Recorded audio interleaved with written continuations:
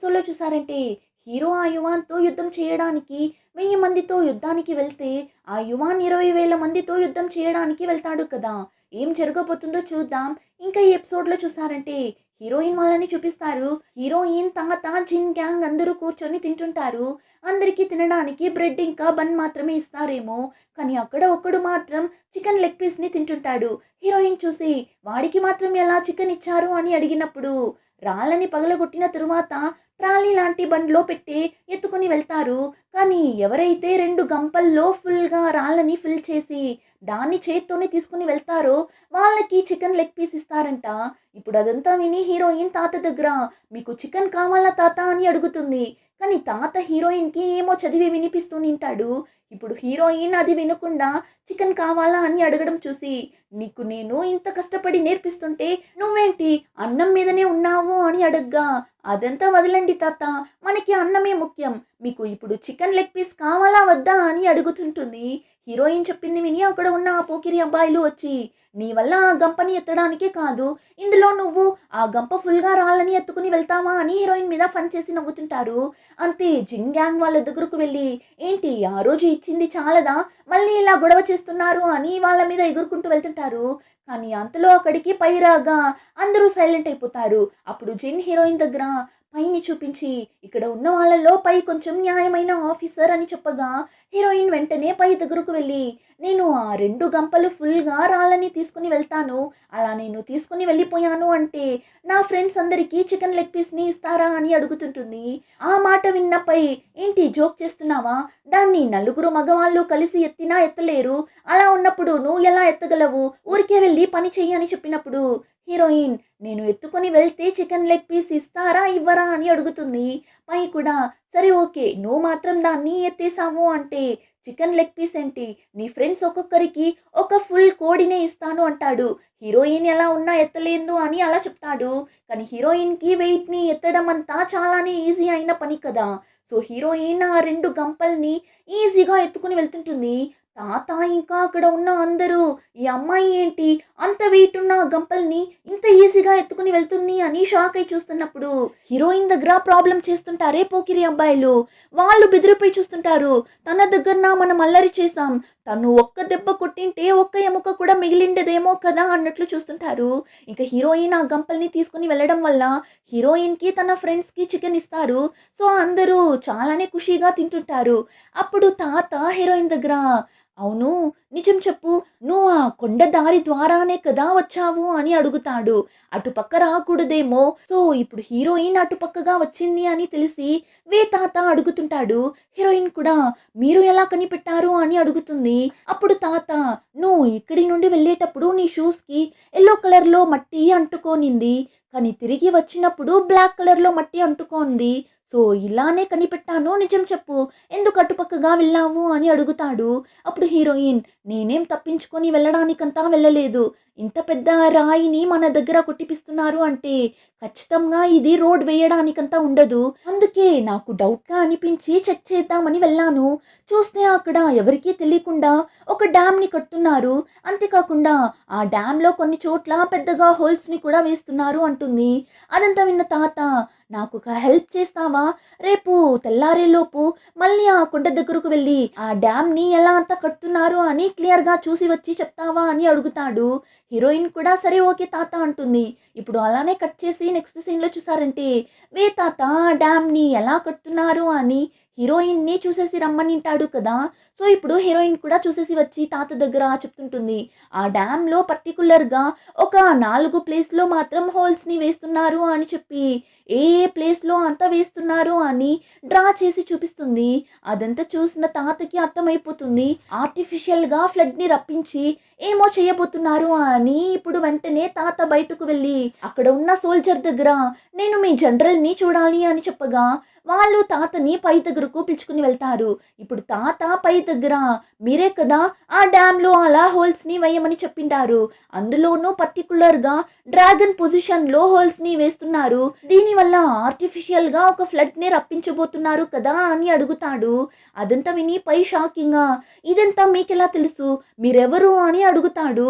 అప్పుడు తాత మీరు ఇప్పుడు వేస్తున్నట్లు ఈ డ్రాగన్ పొజిషన్లో హోల్స్ని వేయడం వల్ల మీరు అనుకుంటున్నట్లు ఫ్లడ్ అంతా ఎఫెక్టివ్గా రాదు, దానికి బదులుగా నేను చెప్పే ఈ పొజిషన్లో ఇలాంటి హోల్స్ని వేశారు అంటే నీళ్ళు ఇంకా ఫోర్స్గా వస్తుంది, ఎఫెక్టివ్గా కూడా ఉంటుంది అని చెప్పి దాని గురించి ఎక్స్ప్లెయిన్ చేస్తుంటాడు. పైకి అర్థమైపోతుంది ఈ తాత సాధారణమైన వాడు కాదు అని. మీరు ఎవరు, మీ పేరేంటి అని అడుగుతాడు. ఇప్పుడే మనకి తెలుస్తుంది తాత సాధారణమైన ఒక మనిషి కాదు అని.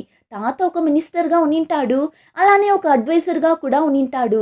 అంతేకాకుండా హీరో కూడా ఈ తాత స్టూడెంటే కదా. సో ఇప్పుడు తాత నా పేరు వే అని చెప్పగా ఆపై ఆ పేరుని వినగానే షాక్ అయి చూస్తుంటాడు. ఓ మీరేనా వే, మీరు ఎలా ఇక్కడికి వచ్చారు అని అడుగుతుంటాడు. కానీ అసలు ఈ డ్యామ్ ఏంటి, హీరో మాస్టర్ ఎందుకు ఇక్కడ ఇలాంటి ఒక డ్యామ్ని కట్టించి ఆర్టిఫిషియల్ ఫ్లడ్ని రప్పించాలనుకుంటున్నాడు అని చూస్తే యాక్చువల్లీ ఇలా అంతా ప్లాన్ వేసింది మన హీరో. ఏమంటే ఇలా ఆర్టిఫిషియల్గా ఫ్లడ్ని రప్పించి ఈ ఫ్లడ్లో ఆ విలన్ సైన్యం మొత్తం కొట్టుకొని పోయేలా చేయాలి అన్నదే హీరో ప్లాన్. సో ఈ ప్లాన్ గురించి హీరో మాస్టర్ దగ్గర చెప్పింటాడు. అందుకే మాస్టర్ కూడా పైని పెట్టి ఇలా డ్యామ్ని కట్టిస్తుంటాడు. ఇంకా అలానే నెక్స్ట్ డే హీరోయిన్ని తాతని చూపిస్తారు. ఎప్పటిలా పనంతా చేసేసి తింటుంటారు. అప్పుడు హీరోయిన్ జిన్ గ్యాంగ్కి ఇచ్చిన మొత్తం చికెన్ని తీసి తాత దగ్గర ఇచ్చి ఆ డ్యామ్లో హోల్స్ అంతా వేస్తున్నారు కదా, అదంతా ఎందుకు వేస్తున్నారు అని చెప్తారా అని అడుగుతుంది. కానీ తాత నువ్వు ఒక మాస్టర్కి ఇవ్వాల్సిన ఏ మర్యాదని ఇవ్వలేదు, ఫస్ట్ ట్యూషన్ ఫీజు ఇవ్వాలి, మాస్టర్కి టీ పోసి ఇవ్వాలి, నువ్వు ఏం చేయలేదు, అన్నింటికన్నా తల వంచి నమస్కారం చేయాలి, కానీ నువ్వు అది కూడా చేయలేదు, సో నేనెందుకు నీకు చెప్పాలి, నేను చెప్పను అంటాడు. వెంటనే హీరోయిన్ సరే ఓకే అయితే మీకు చికెన్ లేదు అని చెప్పి ఆ చికెన్ని తీసి జిన్ వాళ్ళకి ఇచ్చేస్తుంది.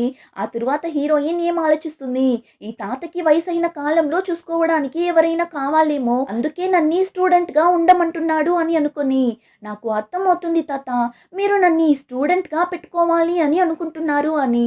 కానీ మా అమ్మ అప్పుడప్పుడు చెప్పేవాళ్ళు నాకు బుర్రనే లేదు అని, దానివల్ల నాకు చదువుని నేర్పించి మీ టైంని వేస్ట్ చేసుకోకండి అని చెప్పగా నా దగ్గర స్టూడెంట్గా రావడానికి ఎంతమంది వెయిట్ చేస్తున్నారు అని తెలుసా, నిన్ని పిలిచాను చూడు అని చెప్పగా జిన్ గ్యాంగ్లో ఉన్న ఒకడు తాత దగ్గరకు వచ్చి నాకు నేర్పించండి తాత అన్నట్లు చెప్పగా నీకంత నేర్పించను పోరా అని వాణ్ణి తరుముతుంటాడు.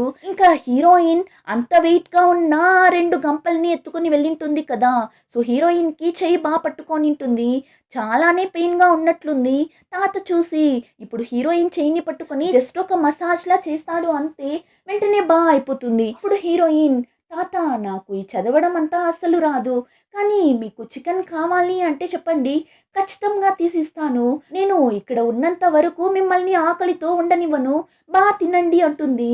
తాతకంతా హీరోయిన్ చాలానే నచ్చేస్తుంది. హీరోయిన్నే చూస్తుంటాడు. ఆ తరువాత తాత ఒక విషయం గురించి ఆలోచించి చూస్తాడు. నిన్న పై దగ్గర మాట్లాడినప్పుడు ఇలా డ్యామ్ని పగలగొట్టడం వల్ల ఎంతమంది చనిపోతారు అని తాత అడిగింటాడు. అతను ఒకవేళ యుద్ధం స్టార్ట్ అయింది అంటే చాలా మంది చనిపోతారు, కానీ ఇలా డ్యామ్ని పగలగొట్టి ఫ్లడ్ని రప్పించడం వల్ల ఈ ఒక్క ప్లాన్లోనే శత్రు సైన్యం మొత్తాన్ని నాశనం చేయొచ్చు, కానీ దీనివల్ల మన సైడ్ ఉన్న సామాన్య ప్రజలు ఇంకా సోల్జర్స్ కూడా చనిపోక తప్పదు. ఈ దేశాన్ని కాపాడాలి అంటే కొంతమంది ప్రాణాలని త్యాగం చేయాల్సిందే, ఇంకా వేరే దారి లేదు అన్నట్లు చెప్తాడు. అప్పుడు తాత నేను చెప్పే ప్లేస్లో హోల్స్ వేశారు అంటే మన సైడ్ ఉన్న ప్రజలు ఎక్కువగా చనిపోరు, అలానే ఎఫెక్టివ్గా కూడా ఉంటుంది అన్నట్లు చెప్పింటాడు. ఇప్పుడు అదంతా తాత గుర్తు చేసుకుంటాడు. అప్పుడు సోల్జర్స్ అక్కడ ఉన్న అందరినీ రప్పించి వాళ్ళ ముందు ఒక బాక్స్ని పెట్టి అందరినీ వచ్చి ఒక్కొక్క చీటీని తీసుకోమంటారు. అందులో ఇక్కడే ఉండాలి లేదంటే ఇక్కడి నుండి యుద్ధం జరిగే ప్లేస్కి వెళ్ళాలి అని 2 చీటీలు ఉంటుంది. ఏమంటే యుద్ధం జరిగే ప్లేస్లో మనుషులు కావాలి అని చెప్పి ఇక్కడి నుండి సగం మందిని పంపిద్దామని డిసైడ్ అయ్యింటారు, అందుకే ఇలా చీటీని తీయమంటారు. ఇక్కడి నుండి వెళ్ళాలి అని వస్తే వాళ్ళు యుద్ధం జరిగే ప్లేస్కి వెళ్ళాలి, అలా రాని వాళ్ళు ఇక్కడే ఉండాలి, అందరూ ఇక్కడే ఉండాలి అన్న చీటీ రావాలి అనే ప్రే చేస్తుంటారు. ఏమంటే ఇక్కడుంటే అట్లీస్ట్ ప్రాణాలతో ఉండొచ్చు, యుద్ధం జరిగే ప్లేస్కి వెళ్తే ఖచ్చితంగా చావాల్సిందే అని మాట్లాడుతూ ఉంటారు. కానీ వీళ్ళెవరికీ తెలీదు ఇక్కడ ఫ్లడ్ రాబోతుంది అని. ఇంకా అందరూ చీటీని తీస్తుంటారు. హీరోయిన్ జిన్ ఇంకా జిన్ ఫ్రెండ్స్ అందరికీ ఇక్కడే ఉండాలి అన్నట్లు చీటీ వచ్చింటుంది. కానీ తాతకి మాత్రం ఇక్కడి నుండి వెళ్ళాలి అని వచ్చింటుంది. తాతకి బానే తెలుసు ఇక్కడ ఉండడం సేఫ్ కాదు, వెళ్ళడమే సేఫ్ అని. అయినా కూడా హీరోయిన్ని కాపాడాలి అని అనుకుంటాడు. దానివల్ల తాత హీరోయిన్ దగ్గర మనిద్దరం చీటీని మార్చుకుందామా, నువ్వు ఇక్కడి నుండి యుద్ధానికి వెళ్తావా అని అడుగుతాడు. ఆ మాట విని జిన్ మండిపడి, ఏం మాట్లాడుతున్నారు మీరు, ఈ వయసులోనూ మీరు ప్రాణాలతో ఉండాలి, కానీ చంగ్యున్ మాత్రం అక్కడ యుద్ధానికి వెళ్ళి చావాలా అని అడగ్గా తాతకి మాత్రమే కదా తెలుసు ఎక్కడ ఉంటే సస్తారు అని. సో హీరోయిన్ని ఎలా అయినా ఇక్కడి నుండి పంపించేయాలి అని చెప్పి, నేను ఇంకా కొన్ని రోజులు ప్రాణాలతో ఉండాలి అని ఆశపడుతున్నామా, దయచేసి నా కోసం వెళ్ళుమా అని అడగ్గా హీరోయిన్ చాలానే మంచి అమ్మాయి కదా, దానివల్ల సరే ఓకే తాత నేనే వెళ్తాను అని ఆ చీటీని తీసుకుంటుంది. ఇంకా ఎవరికంతా ఇక్కడి నుండి వెళ్ళాలి అని చీటీ వచ్చిందో వాళ్ళందరూ అక్కడి నుండి వెళ్తుంటారు. హీరోయిన్ కూడా వాళ్ళ ఫ్రెండ్స్ ఇంకా తాతకి బాయ్ చెప్పి అక్కడి నుండి వెళ్తుంటుంది. అప్పుడు పై తాత దగ్గరకు వచ్చి, మీరెందుకు మీ చీటీని ఆ అమ్మాయి దగ్గర ఇచ్చారు అని అడుగుతాడు. తాతకి హీరోనే ఈ డ్యామ్ ని పగలగొట్టి ఫ్లడ్స్ ని రప్పించే ప్లాన్ వేశాడు అని తెలిసింటుంది. సో ఇప్పుడు తాత ఈ డ్యామ్ ని పగలగొట్టడం వల్ల చాలా మంది సామాన్య ప్రజలు కూడా చనిపోతారు కదా, దానివల్ల తాతకి హీరో వేసిన ఈ ప్లాన్ అస్సలు నచ్చలేదు. సో ఇప్పుడు పై దగ్గర నా స్టూడెంట్ ఇలాంటి ఒక ప్లాన్ వేశాడు అని తెలిసిన తరువాత నేను ప్రాణాలతో ఉండడంలో కొంచెం కూడా అర్థం లేదు. అంతేకాదు నేను చనిపోవడానికి ముందు తనలాంటి ఒక మంచి అమ్మాయి నాకు స్టూడెంట్గా దొరికింది అని హీరోయిన్ని చూపించి తన కోసం నేను చనిపోవడం నాకు సంతోషంగానే ఉంది అని చెప్పి ఇప్పుడు పైని చూసి, ఈ ఫ్లడ్ వచ్చిన తరువాత నువ్వు ప్రాణాలతో ఉన్నా సరే లేకపోయినా సరే ఇదంతా నువ్వే చేశావు అని ప్రజలకు తెలిసింది అంటే అందరూ నీ గురించి తప్పుగా మాట్లాడుకుంటారు కదా, అది నీకు ఓకేనేనా అని అడుగుతాడు. వాడు నా పని శత్రువులని నాశనం చేయడమే, దానివల్ల నాకు చెడ్డ పేరు వచ్చినా పర్లేదు అంటాడు. ఇంకా ఇక్కడ అలానే కట్ చేసి వెళ్తున్న హీరోయిన్ని చూపిస్తారు. అందరితో కలిసి వెళ్తుంటుంది. చూస్తే జిన్ గ్యాంగ్ ఆ ప్లేస్కి వచ్చేస్తారు. వచ్చి హీరోయిన్ దగ్గర, నువ్వే కదా చెప్పావు మనమంతా ఒకే ఫ్యామిలీ అని, నువ్వు మాత్రం వెళ్తే ఎలా, చావైనా బ్రతుకైనా ఏదొచ్చినా సరే అందరం కలిసే ఉందామని చెప్పి హీరోయిన్తో పాటు వెళ్తుంటారు. ఇంకా అలా నడిచి వెళ్తున్నప్పుడే నైట్ కూడా అయిపోతుంది. ఇప్పుడు అక్కడే ఆ అడవిలోనే స్టే చేస్తుంటారు. అప్పుడు అక్కడ ఉన్న ఇద్దరు సోల్జర్స్ ఆ రాళ్ల క్వారీలో ఉన్న అందరూ ఫ్లడ్ వచ్చి చనిపోబోతున్నారు, కానీ అక్కడి నుండి వచ్చేసిన వీళ్ళందరూ మాత్రం తప్పించుకున్నారు అని మాట్లాడుతుంటారు. ఇప్పుడు అదంతా జిన్ ఫ్రెండ్స్ విని వెంటనే వెళ్ళి హీరోయిన్ దగ్గర చెప్తారు. హీరోయిన్ కూడా అయితే నేను ప్రాణాలతో ఉండాలి అని తాత చీటీ మార్చుకొని నన్ను పంపించేశాడా అని ఆలోచిస్తుంటుంది. ఇప్పుడు అలానే ఆ క్వారీలో చూపిస్తారు. శత్రు సైన్యంలో ఉన్న మనుషులు కొంతమంది అక్కడికి వచ్చేసినట్లున్నారు. అక్కడ ఉన్న అందరినీ చంపుతుంటారు. తాతని కూడా అటాక్ చేసేలా వెళ్తారు. కానీ కరెక్ట్గా హీరోయిన్ అక్కడికి వచ్చి తాతని కాపాడిస్తుంది. తాత కూడా, నువ్వెందుకు ఇక్కడికి వచ్చావు, వెంటనే ఇక్కడి నుండి వెళ్ళిపో, ఈ ప్లేస్ ఎప్పుడైనా మునిగిపోవచ్చు, నువ్వు నా గురించి ఆలోచించకు, నాకు ఏం జరిగినా సరే నువ్వు ఫస్ట్ ఇక్కడి నుండి వెళ్ళు అంటాడు. కానీ హీరోయిన్, నేను నా లైఫ్లో ఆల్రెడీ చాలా మందిని పోగొట్టుకున్నాను, ఇప్పుడు మిమ్మల్ని కూడా నేను పోగొట్టుకోలేను అని చెప్పి, ఈ ప్లేస్ మునిగిపోతుంది అని చెప్తున్నారు కదా, ఎందుకు మునిగిపోతుంది, అసలు ఇక్కడ ఏం జరుగుతుంది అని అడుగుతుంది. తాత కూడా, త్వరలోనే యుద్ధం జరగబోతుంది, అప్పుడు ఇక్కడ ఉన్న డ్యామ్ ని పగలగొట్టి ఆర్టిఫిషియల్ గా ఫ్లడ్ ని రప్పించబోతున్నారు, అప్పుడు ఈ ప్లేసే మునిగిపోతుంది, మీరు వెళ్ళండి, నేను పైని కాపాడాలి, పై ప్రమాదంలో ఉన్నాడు అని చెప్పి తాత పైని చూడటానికి వెళ్తాడు. కానీ వెనకాలే హీరోయిన్ జిన్ గ్యాంగ్ కూడా వెళ్ళిపోతారు. కానీ చూస్తే పై మీద ఆల్రెడీ 2 బాణాలు వేసేసింటారు. సో పై చనిపోయే స్టేజ్ లో ఉంటాడు. ఇప్పుడు పై తాత దగ్గర శత్రు సైన్యంలో నుండి 3 తప్పించుకుని వెళ్ళిపోయారు. మన ప్లాన్ గురించి వాళ్ళకి తెలిసిపోయింది.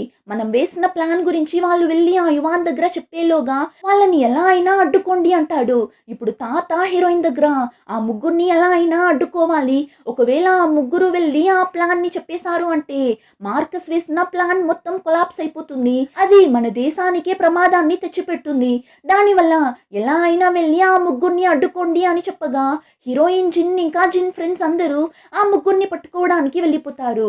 ఆ అడవిలోనే వెళ్ళి వెతుకుతుంటారు. ఇప్పుడు అలానే కట్ చేసి నెక్స్ట్ డే మార్నింగ్ యుద్ధం జరిగే ప్లేస్ ని చూపిస్తారు. హీరో యువాన్ ఇద్దరు యుద్ధం చేయడానికి వాళ్ళ సైన్యంతో వచ్చేస్తారు. జూహీ యువాన్ దగ్గర ఉంటుంది. జూహీ అయితే ఇంకా హీరోని చూడలేదు, భయంతో తల దించుకుంటుంది. ఇప్పుడు ఇద్దరి సైన్యం మధ్య భయంకరంగా యుద్ధం జరుగుతుంటుంది. అప్పుడు యువాన్ హీరోని చూసి నువ్వు రావు అని కదా అనుకున్నా, పర్లేదు వచ్చేసావు అని హీరో మీద ఫన్ చేస్తుంటాడు. కానీ హీరో కత్తిని చూస్తే రక్తం ఉంటుంది. ఇప్పుడే చూపిస్తారు హీరో ఆ యువాన్ని క్రాస్ అయి వచ్చినప్పుడే వాన్ని అటాక్ చేసి వచ్చింటాడు.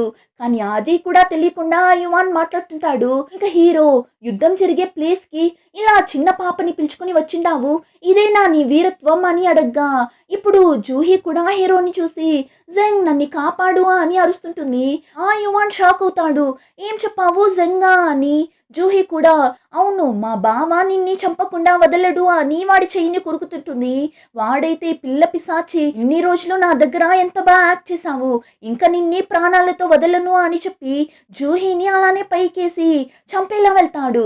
ఈ యువాన్ హీరో కూతురు అని అనుకునే ఇన్ని రోజులు జూహీని ప్రాణాలతో వదిలింటాడు. కానీ ఇప్పుడు తను హీరో కూతురు కాదు అని తెలిసిన వెంటనే ఇంకెందుకు తిను అని చెప్పి జూహీని చంపడానికి వెళ్తాడు. కానీ అంతలో హీరో జూహీని కాపాడిస్తాడు. ఇక హీరో జూహీని వాడి మనిషి దగ్గర ఇచ్చి తినని ఇక్కడి నుండి వెంటనే పిలుచుకుని వెళ్ళిపో అని చెప్పి యువాన్ దగ్గర ఫైట్ చేస్తుంటాడు. ఇద్దరికి భయంకరంగా ఫైట్ జరుగుతుంటుంది. ఫైనలీ ఆ యువాన్ని గుర్రం మీద నుండి కింద తోసి వాడిని లాక్ చేసేస్తారు. ఆ టైంలోనే క్యుమిన్ ని చూపిస్తారు. ఒక కొండ మీద నిల్చొని అంతా చూస్తుంటాడు. హీరో యువాన్ని పట్టేసుకున్నాడు అన్న విషయాన్ని క్యుమిన్ దగ్గర వచ్చి చెప్తారు. ఆ మాట విని తెల్ల జుట్టోడు పెద్దగా ఫీల్ అయినట్లు లేడు. ఇంకా హీరో ఆ యువాన్ని అలానే గుర్రం మీద వేసుకుని వెళ్తుంటాడు. యువాన్ని హీరో పట్టుకున్నాడు కదా, సో ఇప్పుడు ఈ యువాన్ మనుషులు కూడా హీరో వెనకాలే వెళ్తుంటారు. అప్పుడు ఈ యువాన్ ఏంటి నన్ను పట్టేసుకున్నావు అని చాలా సంతోషంగా వెళ్తున్నావా, వెనకాల చూడు నా సైన్యం ఎంతమంది వస్తున్నారు అని, వాళ్ళ దగ్గర నుండి నువ్వు ఈ రోజు ఖచ్చితంగా తప్పించుకోలేవు, ఈ రోజు నీ చావుని నేను ఖచ్చితంగా చూస్తాను అని చెప్పి నవ్వగా హీరో కూడా నవ్వుతూ ఏంటి యువరాజా మీకు ఈత కొట్టడం వచ్చా అని అడుగుతాడు. కరెక్ట్ గా అప్పుడే బాంబ్ పేలిన సౌండ్ వినిపిస్తుంది. ఏమంటే డ్యామ్ ని పగలగొట్టేశారు. సో ఇప్పుడు డ్యామ్ లో నుండి చాలానే ఫోర్స్ గా నీళ్లు బయట వస్తుంది. అలా నీళ్లు రావడం ఆ యువాన్ కూడా చూస్తాడు. అలానే ఎపిసోడ్ కంప్లీట్ అవుతుంది. రిమైనింగ్ స్టోరీని నెక్స్ట్ ఎపిసోడ్ లో చూద్దాం. ఇంకా ఈ వీడియో నచ్చితే like, share and subscribe. Thank you.